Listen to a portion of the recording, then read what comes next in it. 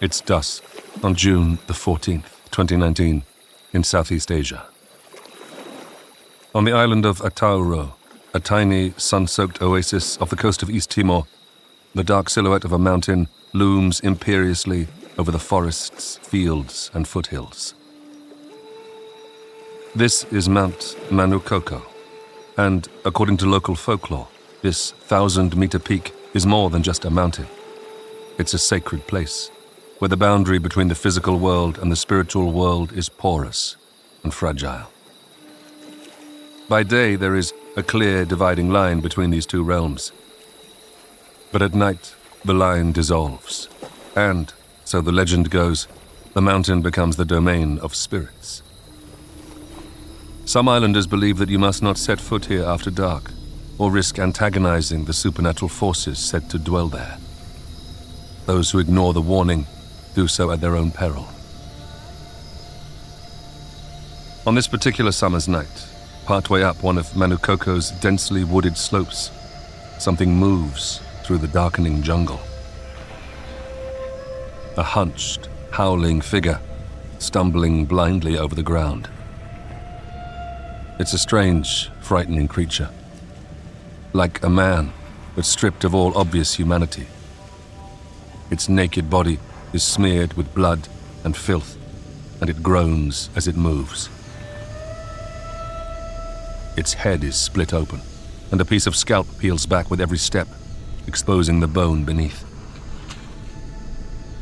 The creature stops for a moment, and when it looks up, and the moonlight catches its pale, sunken face, the eyes peering out aren't that of a fantastical monster or beast. They are the eyes of 42-year-old Morgan Segui, a man in desperate need of help. I really thought if I die here, no one will find me. So I was trying, okay, I have to go back. At least on the road, I have to die somewhere that people will find me.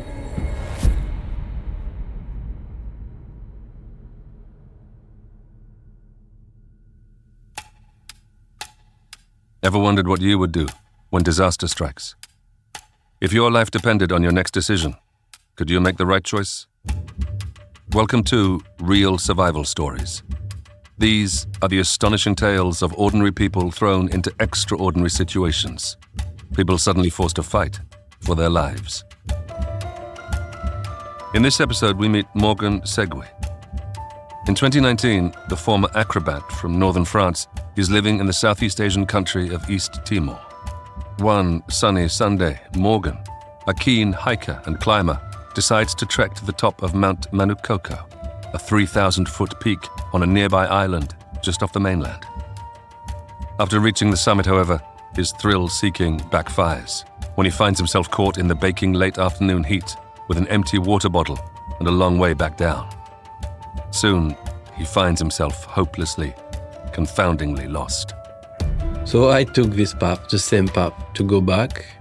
And after 5 minutes, suddenly, the path disappeared. But that's just the start. Navigating his way back through a dark and otherworldly jungle, things deteriorate rapidly, culminating in a brutal accident.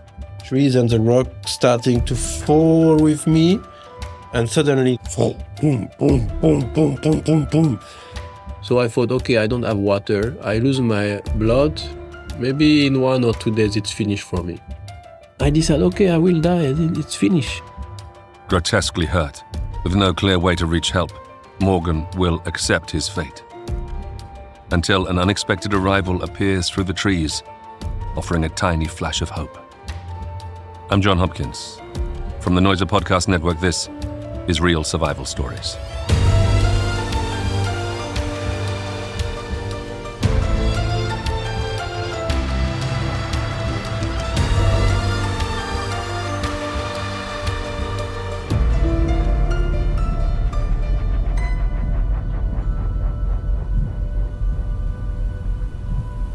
It's late morning on Sunday, June the 9th, 2019. A few miles north of East Timor in Southeast Asia. An outboard motorboat chugs through sapphire-colored water. Sitting with one hand on the tiller, his thick brown hair tousled by the breeze, is 42-year-old Morgan Segui. Morgan's eyes are fixed on the horizon, where the hazy green outline of a mountain appears to rise from the twinkling sea. The island of Atauro lies roughly 20 miles north of Dili, the capital of East Timor, where Morgan lives. Originally from a small village outside Paris, the Frenchman has been based in this part of the world for 2 years. He loves it here, and as his boat skips over the crystal clear waves, it's easy to understand why. This place is breathtakingly beautiful. It bursts with color. The blue sky, the white sand beaches, the dazzling green palm trees. Everything seems alive.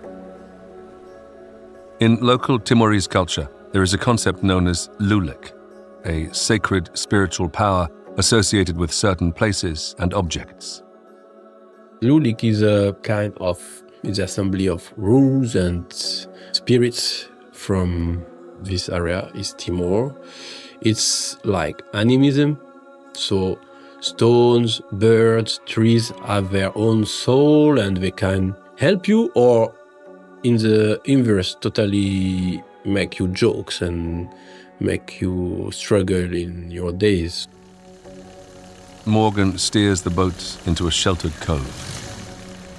In the distance, beyond the trees at the top of the beach, the jagged, jungle-clad spine of a mountain ridge rises above the palms. Manukoko is 1,000 meters tall. Its summit looms over the island, providing a constant backdrop to life here.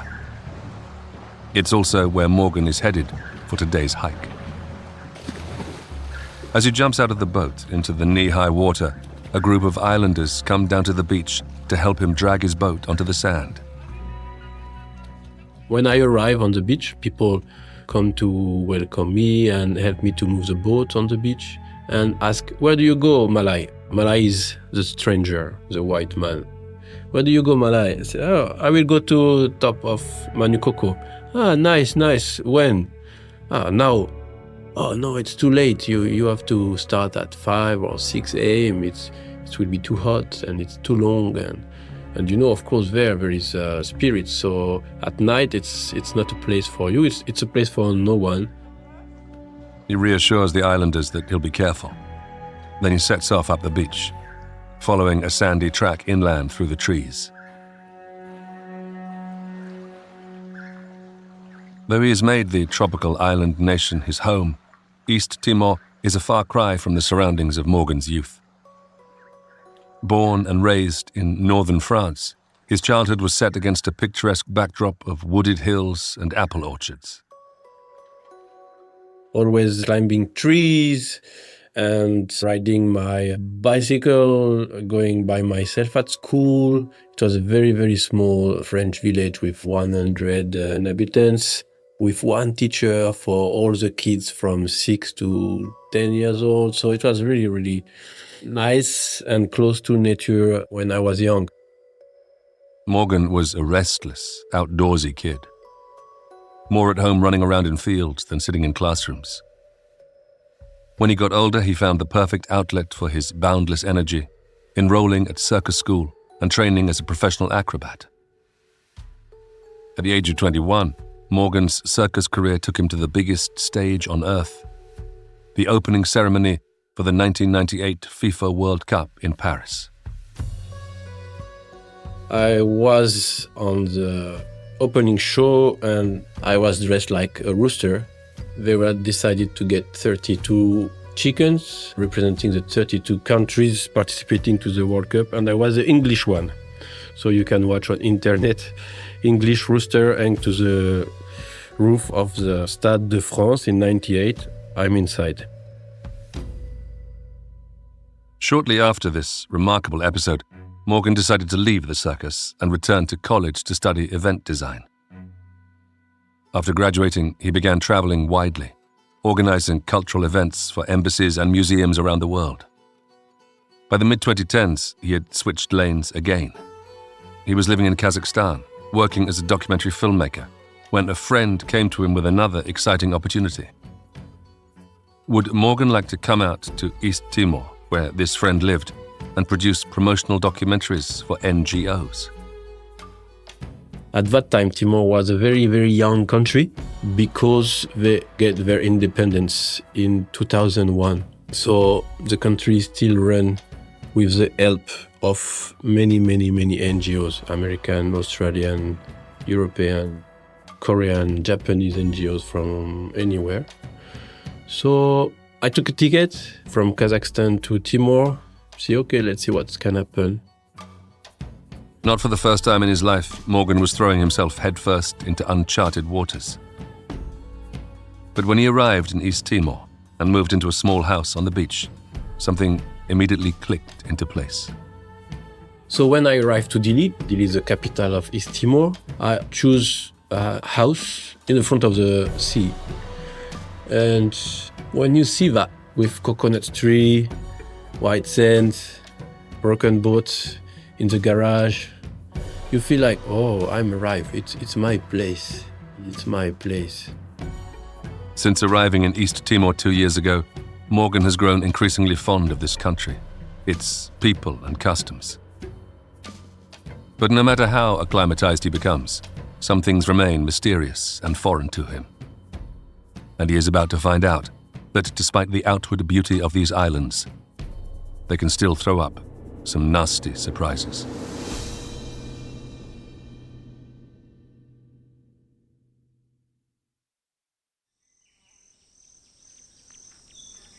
It's early afternoon on June the 9th. Morgan is walking through the jungle that covers the lower slopes of Mount Manukoko. It's the height of the dry season, when this part of the world can go for many months without rain, and the midday heat is sweltering. Still, Morgan is in high spirits. The sky is a beautiful cobalt blue, and birds of paradise sing from the branches of the trees that line the footpath. Occasionally, he passes locals on the trail. They all look at him with the same quizzical expression. Some stop him to ask where he's headed. When he tells them, their curiosity turns immediately to concern. On the path to the summit, many people stop me. Where do you go? I go on the top. Oh, it's too late. Wait for tomorrow. It's almost 1 p.m. By the time he reaches the top of the mountain, it'll be late afternoon, dangerously close to nightfall. No local would ever risk wandering the slopes of Manukoko after dark. But Morgan ignores the advice of the passerby. He appreciates their concern, but he is an experienced adventurer, a seasoned hiker and climber. He'll make it down in good time. The locals merely shake their heads and shuffle off, muttering in disapproval. Of course, after 500 years of colonization from Portuguese then Indonesian, they are used to the Malay, the white man who never listen, think that he know everything and know better than anyone. The trail winds uphill through a patchwork of cultivated fields and pockets of dense jungle. He passes plots where maize and root vegetables are grown on the outskirts of villages. Fruit trees overhang the footpath, the warm air fragrant with their sweet, sticky scent. As he gains elevation, however, the landscape becomes more rugged. Up ahead, he can see where the tree line ends, and the narrow ridge follows its final, snaking ascent to the summit. After another mile or so, he sees 2 women coming down the trail. One is very elderly and appears to be blind in one eye. Her companion is younger, and she is the one who speaks to Morgan, her tone urgent. The young lady said, "Okay, sorry to disturb you during your journey, during your trek, but I have the duty to explain you what's there. You see the line there, the trees, it's the end of my field. Here it's safe, it's a normal world. We are farmers, there is fruits, vegetables, water. But just a little bit upper this line, it's another world, it's a sacred world of Lulik. And you should not go alone, you should not go. But if you go, please don't sleep there and come back as soon as possible." Morgan glances up beyond the tree line, where the summit ridge looms menacingly, blotting out the sky. Perhaps he should heed the warning.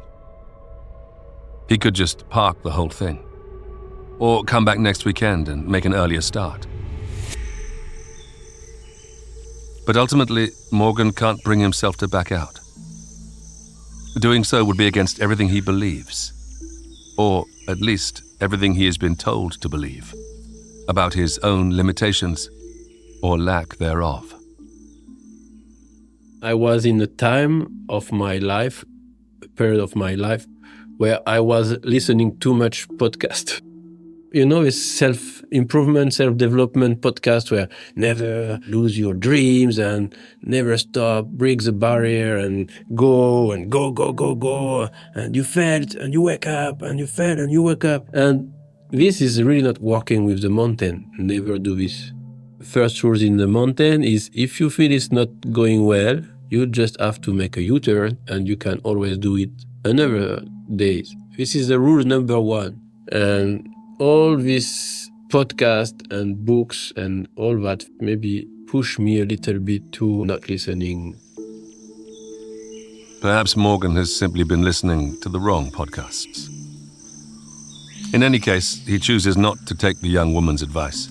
He's already come this far, 3/4 of the way, and he isn't the type to turn back. And so he wishes the two women a good day and continues on his journey.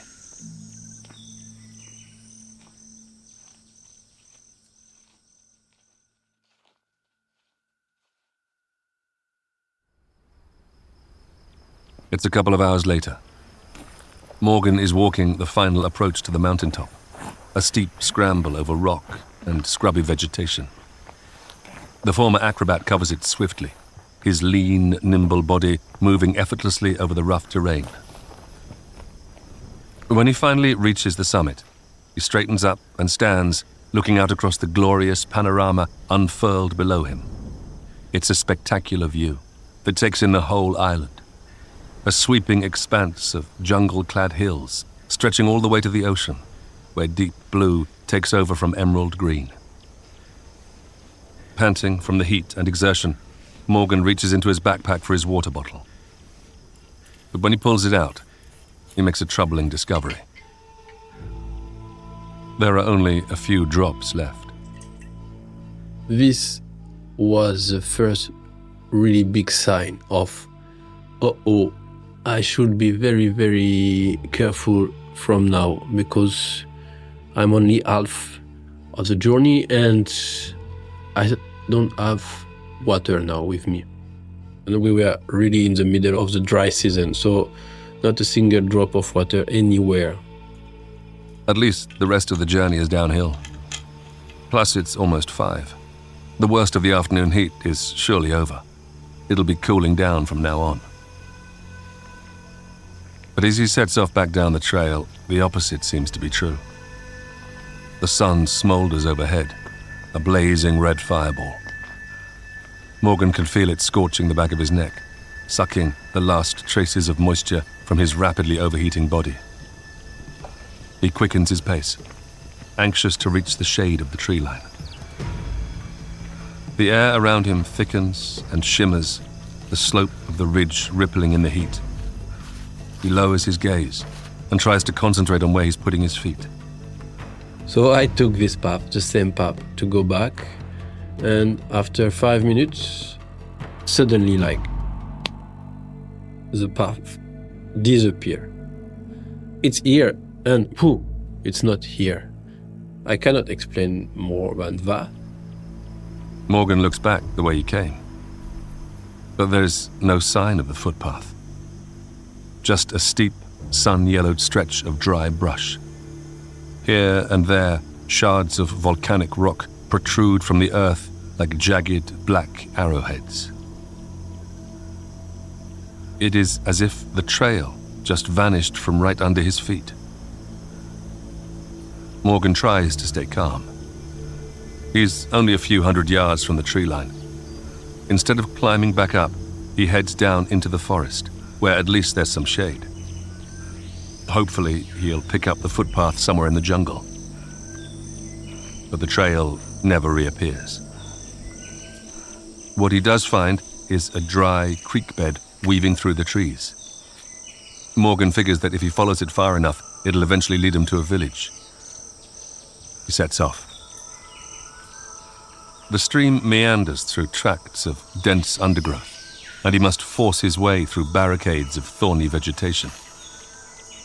It's not a simple route downhill either. It undulates up and down through the forest.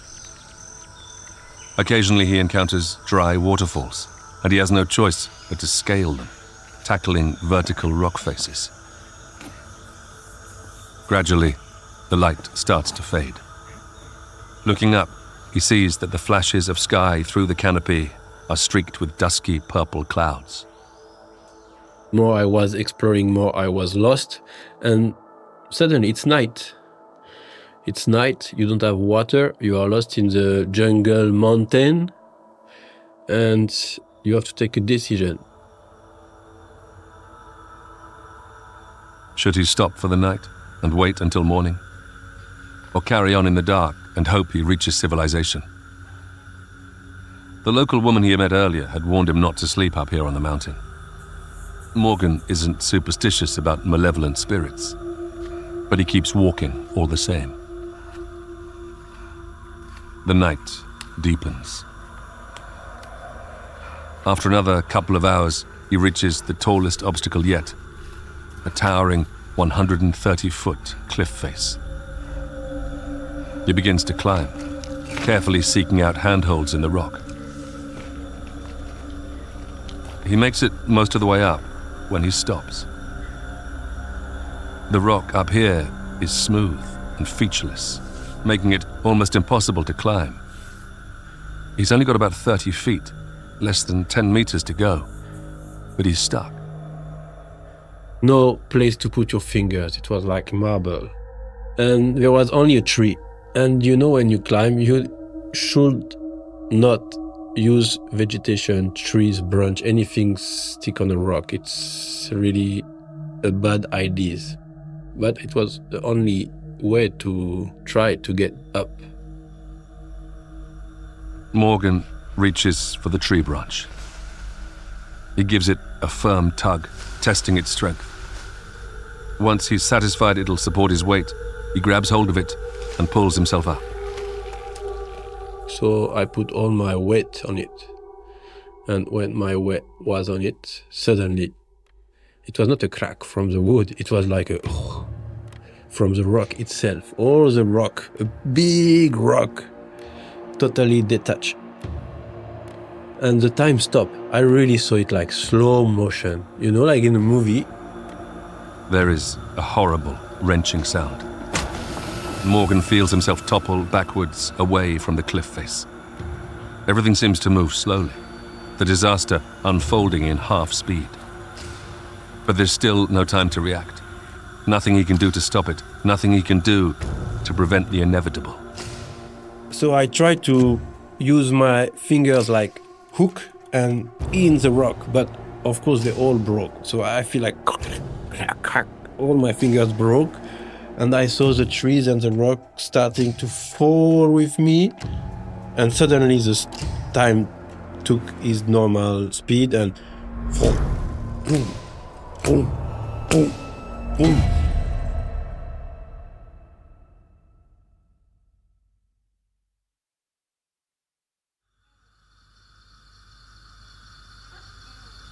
It's June the 9th, 2019.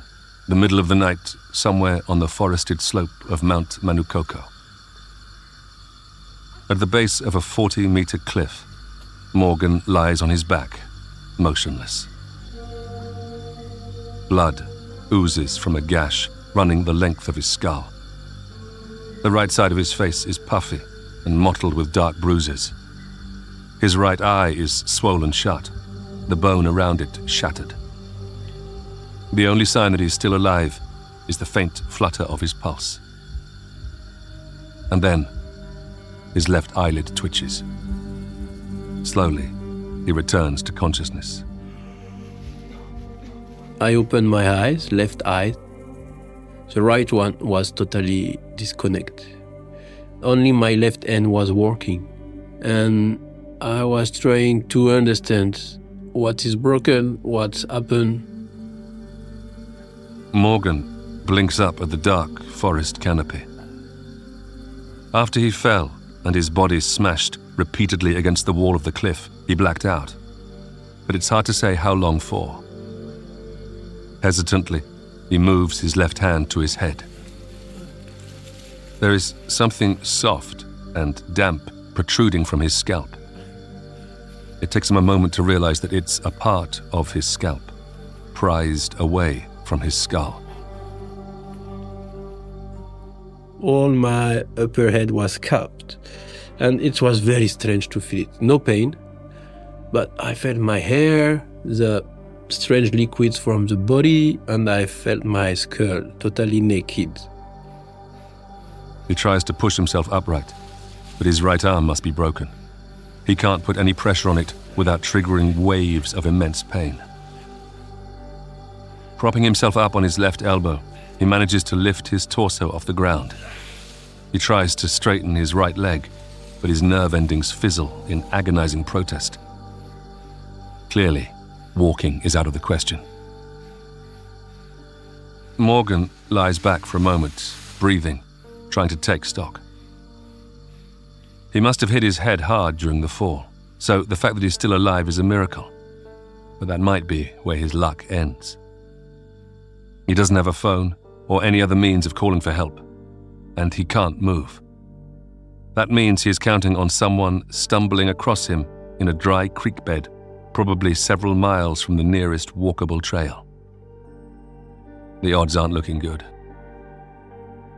So I thought, okay, in survival books, there is this kind of data, like you can stay 3 minutes without air, 3 days without water, then 3 weeks without food. It's average, of course. So I thought, okay, I don't have water, I lose my blood, maybe in 1 or 2 days it's finished for me. Despite his grim prognosis, Morgan manages to remain sanguine. So I decided, okay, I will die, it's finished. And a strange thing, once you decide that it's like that, I had a nice life and I will die in a nice place. I'm an adventurer in the jungle with parrots and beautiful insects and bats and stars. It's okay, I will enjoy that.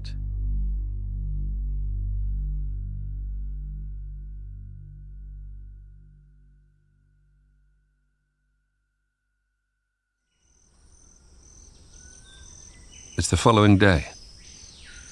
Morgan lies in the exact same spot, on his back, at the base of the rock face. His injured head rests on a tuft of undergrowth, and his broken legs are stretched out in front of him.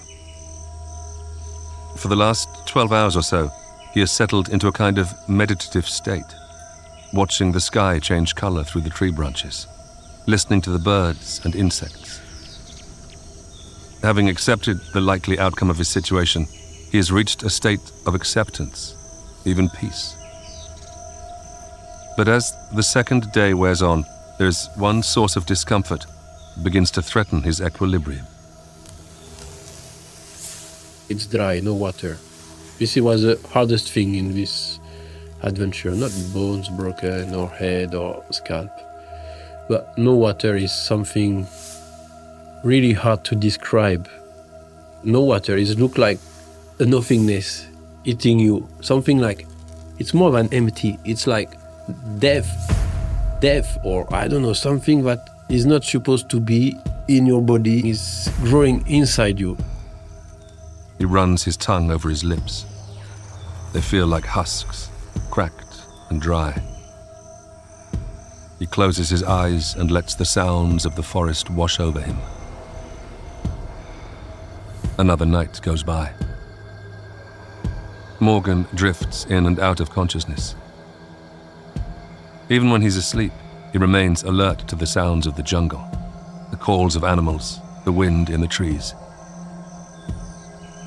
Day 2 passes much like the first, a slow, indistinguishable procession of hours. Another evening draws in. It's now been 48 hours since his fall, and he's still here, He hasn't died of thirst or blood loss or some unseen internal injury. Could it be that he resigned himself to his fate too quickly? Could survival actually be on the cards? In some ways, this creeping optimism isn't helpful.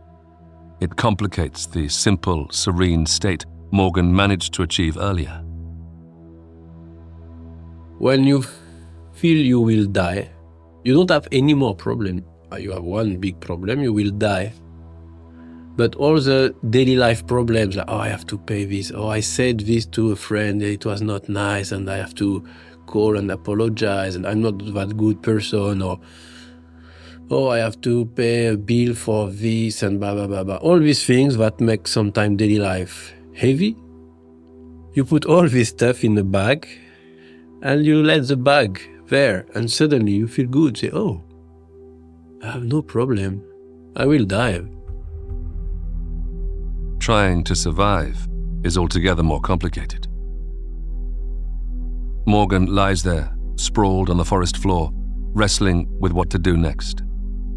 Of course, you want to go back home, but you are totally broken. My right foot was broken, my right arm was broken. You want to go back, but you don't want to be disappointed with a goal that you know you will not reach.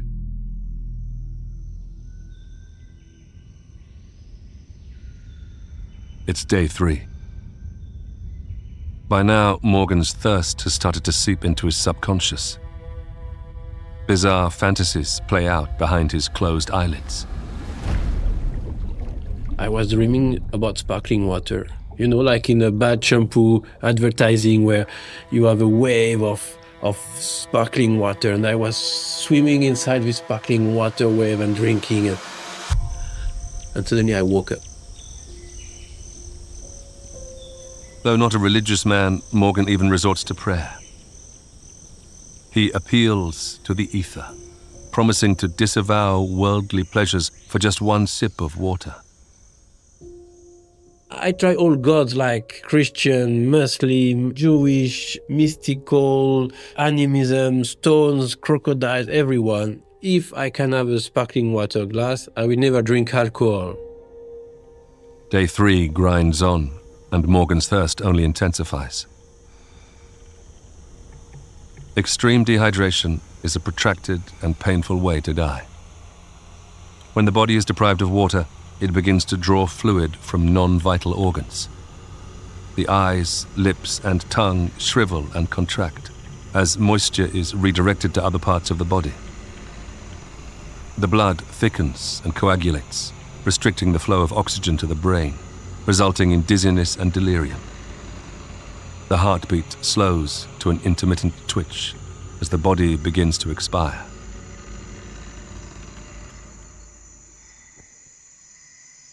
But while Morgan's prayers for water go unanswered, his noisy pleas do attract attention. As evening descends on the 3rd day, he hears a rustling in the bushes to his right. He looks over. There, peering at him from the undergrowth, are several furry white faces. It was a bunch of goats. And they came to me, the youngest even touched my nose with her nose. And they really look at me like friends, like, oh, poor you, we're really sorry for you. And I was very happy with this visit. The goats spend some time meandering around this half-dead human, snuffling and searching for food. Morgan watches, strangely comforted by their presence, before the herd turns and vanishes back into the wilderness. And they disappear for 2 minutes, but after 2 minutes, I saw them climbing the cliff. But they were not climbing straight like I did. They were using like a zigzag path, like a goat path. He watches as the goats carefully ascend the cliff he fell from. They move single file, weaving their way upward in a wide, crisscrossing pattern. To Morgan, the most obvious route up the rock face had been straight. But maybe he can learn something from these animals. A possible path out of this place. Survival is still hugely unlikely. But perhaps, if he moves, Morgan can, at the very least, find a better place to die. If I die here, no one will find me. They will always think, where is Morgan? Maybe he just left and did not call us, and what's happened? Is he somewhere in a bad situation? Is he suffering? So I was trying, okay, I have to go back, at least on the road. I have to die somewhere that people will find me.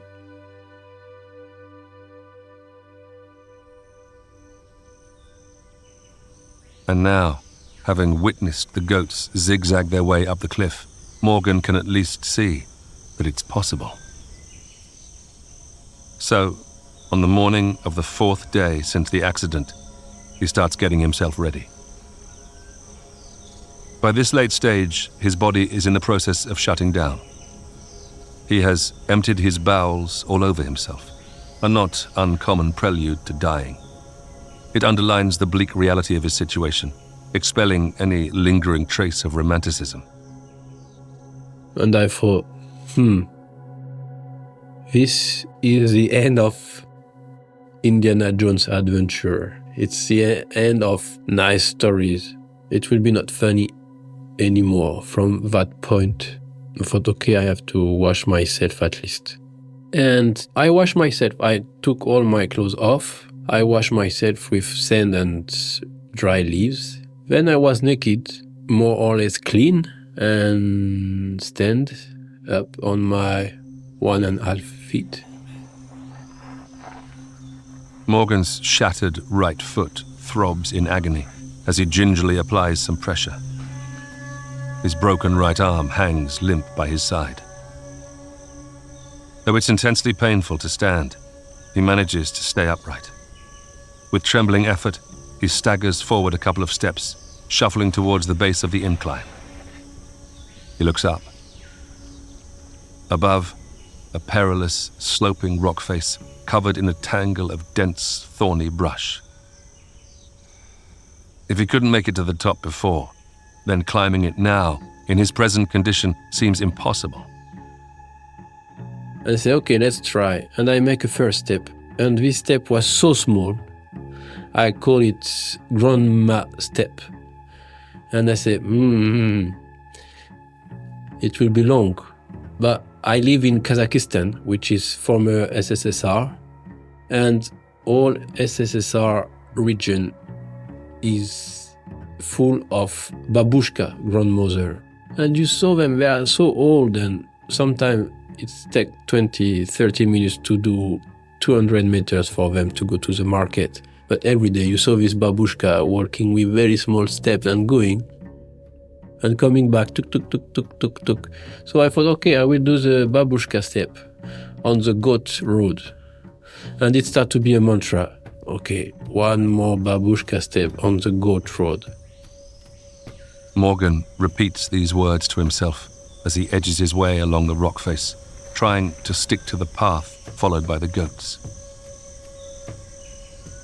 But gradually, he makes progress, gaining a millimeter of elevation with every sideways shuffle. Hours pass, Morgan pouring all his concentration into his task. Eventually, when he is partway up the cliff, night falls. Not wanting to make the same mistake twice, he finds a well-rooted tree and positions himself in the crook of its trunk. He spends the night here, not sleeping, but resting, saving his strength for one final push tomorrow.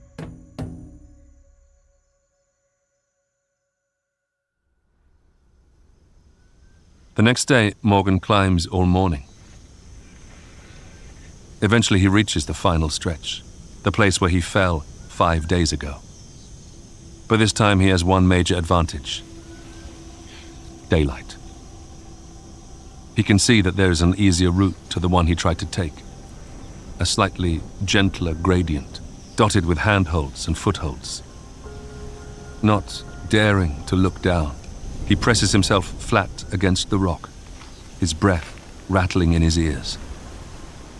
With his one functioning hand, he curls his fingers around a shallow hold and pushes with his only functioning foot. He grinds his torso into the cliff for friction and inches upwards. He pauses, muscles trembling, pain flaring through his body. But he doesn't stop for long. He goes again, dragging himself inch by inch, until at last his weight tips forward and he spills onto the flat ground of the cliff top. Morgan lies there, panting, his spirits soaring. Though his body is utterly depleted, he finds himself flooded with a deep appreciation for it, marveling at its sheer resilience. I start to make like a kind of checklist, like, okay, scalped, broken arm, broken foot, but I can breathe. Wow, it's so strong. I was so happy with this body. The small core machine, like blood, brain, it's working. I was impressed and said, oh, you have to bring this back to home because it's really nice machine and life is so incredible.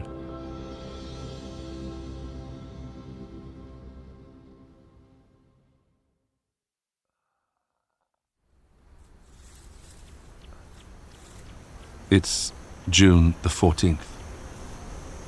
Morgan staggers weakly through the dense jungle at the base of Mount Manukoko.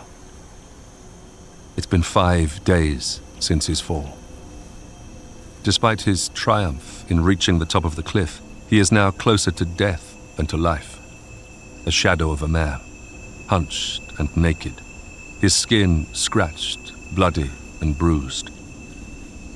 With increasing difficulty, Morgan pushes through the foliage.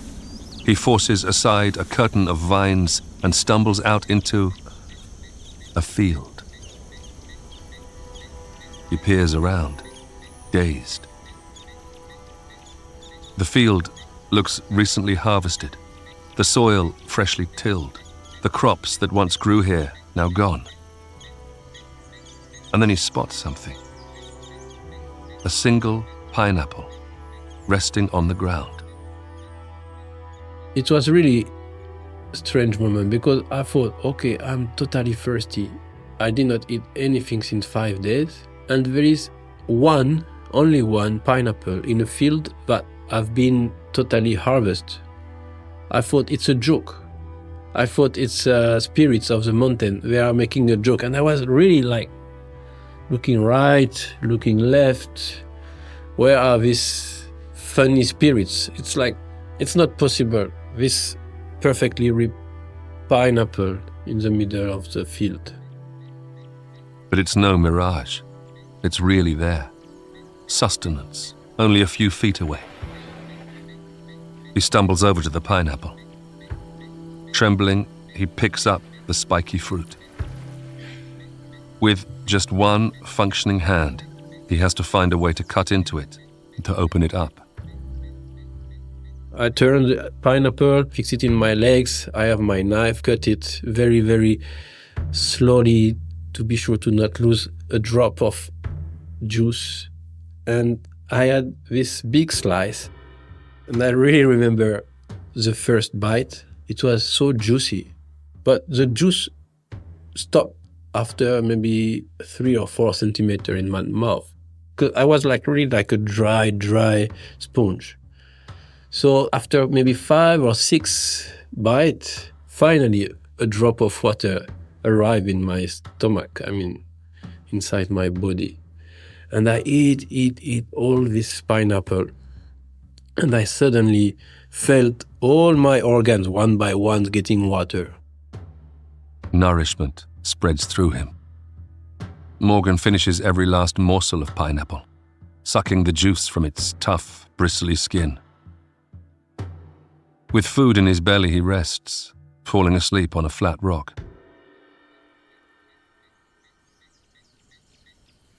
He awakes hours later, energized, ready to stumble on.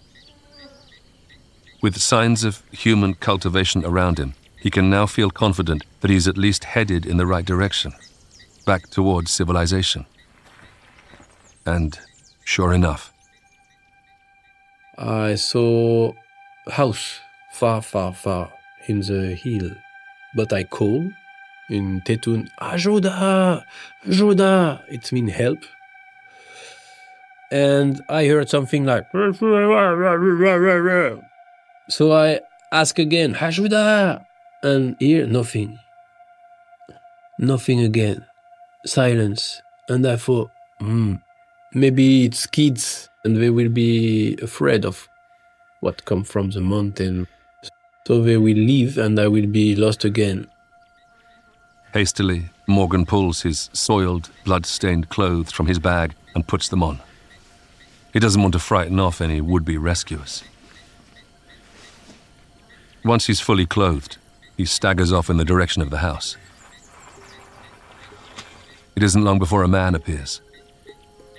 Aware of what a bizarre spectacle he must be, Morgan wouldn't be surprised if the man was scared or suspicious or even hostile. But instead, his face is full of compassion. And he looked at me, I look at him, and I try to start to explain, like, I had an accident in Tetun, and Tetun is a local language. It's a mix of Portuguese and Creole. And he said, no need explanation. Let's make a prayer. And he took me in his arms and started to thank Jesus. And I suddenly felt, okay, it's done, it's finished. The kindly man takes Morgan by the arms and guides him back to the house, where he seats him carefully at the table. He calls for his wife, who comes in and begins examining Morgan's wounds. Then, seeing the extent of his hunger and dehydration, she provides him with water and food. The couple, Morgan learns, are named Moise and Rachel, or Man Moise and Mana Rachel, to use the local honorifics. She gave me like a huge plate of rice, corn, beans. She prepared me Café Timor coffee, which is big, light coffee, full of sugar. Man Moise climbed a coconut tree, came back with 2 coconuts, opened one, opened all the skin and scalp and took off everything that was heavy and gave me this coconut. I had this coconut juice. And his wife, Mana Rachel, she gave me the plate and she watched me eating like if I were her kids. She was full of love. When I saw her eyes, it was so sweet, so nice, so warm. He is overwhelmed by their kindness. But he's still in critical need of proper medical attention. The gash on his head is gaping and at risk of infection. His broken bones need setting and strapping, and there is every chance he sustained internal bleeding in the fall. The nearest hospital is back on the mainland. Morgan doesn't have a phone himself, and trying to communicate all this to Man Moise and Mana Rachel is proving difficult. So they quickly fetch one of their neighbors, a woman named Mana Ati, who speaks good English. They called Mana Ati, and Mana Ati have many things. So she have this phone with battery and credit, and she speak English because she work with NGOs. So she came, and we walked like 10 minutes to find network. And we called my friends, and we managed that my friends will send a small plane to that island. Rescue is on its way. Then, before Morgan can properly thank Mana Ati for her help, she reveals something that leaves him speechless. She said, sorry man Morgan, I have to go.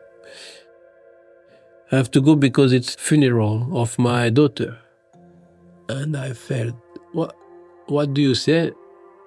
It's funeral of my daughter. And I feel like, do you take these hours with me during your daughter's funerals? She said, yes. She's dead. you are alive. I was really emotional, crying, and I was really saying, Manati, I don't know how to say thank you to you. I was totally shocked, and I really felt like, oh, I'm still not the man I wanted to be, and this person really showed me a part of the path, the real path. Man, Moyes, and some other villagers help to carry Morgan down the hill to the beach, where a small plane soon touches down.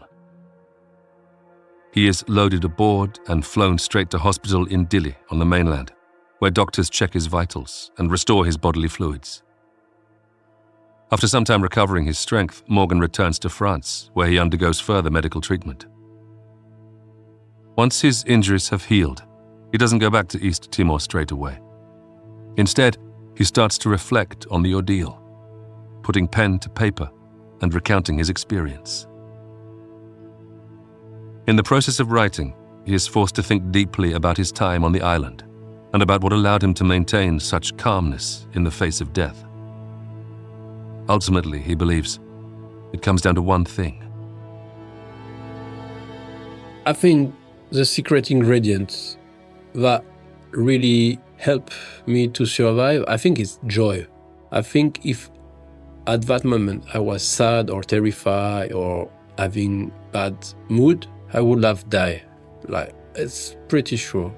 But with the joy, I was so light. I said, okay, I'm an adventurer and it's nice. If I die, I will die in a nice way. You know, I let all the problems go. And joy is, I understood that is so powerful. And there is so much moment in life where we just forget and lost the joy. And when the joy of life is away, it's so heavy. Morgan keeps writing, eventually completing his book, telling the story of those 5 days he spent clinging to life in the jungle. But it isn't just his story. The real heroes of the tale are the local people who helped save his life. Man Moyes, Mana Rachel, and Mana Ati. In the end, Morgan says this was the real motivator behind his book, to share with others the extraordinary kindness of these islanders.